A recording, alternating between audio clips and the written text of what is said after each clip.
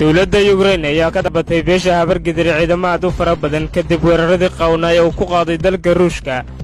Dagaalyahanada beesha habargidir ayaa wacad ku maray inay Ruushka ay ka saari doonaan waddanka Ukraine halkaas uu ku barakiciyay shacabka reer Ukraine. beeshan habargidir ayaa sanadkii 1993 magaalada Muqdisho kula dagaalantay dowladda Mareykanka oo markaa ku soo duushay dowladdii Soomaaliya oo hogaaminayay Generaal Maxamed Farax Xaydiid.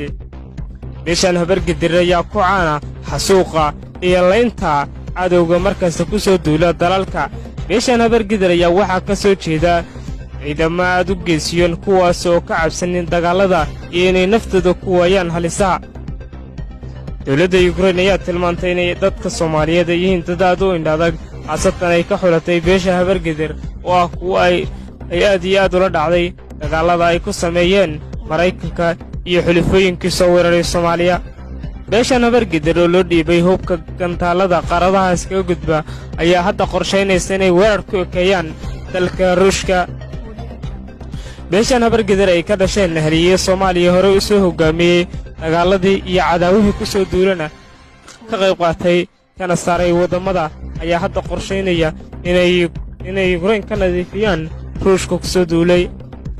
ciidamada dagaalka galaya ee beesha habargidir ayaa ka soo kala baxay magaalooyinka Gaalkacyo, Cadaado, Dhuusamareeb iyo Xaradheere ayagoona wacad ku maray inay 24 saac dowladda Ruushka ay gacanta ku soo dhigi doonaan ciidamadeeda ku soo duulay waddanka Ukraine. haddaba daawada si sheergaray page-ka Hoon Maxamed Cabdi leeg saaro fadlan lagu soo biir waa aniga oo Hoon Maxamed Cabdi.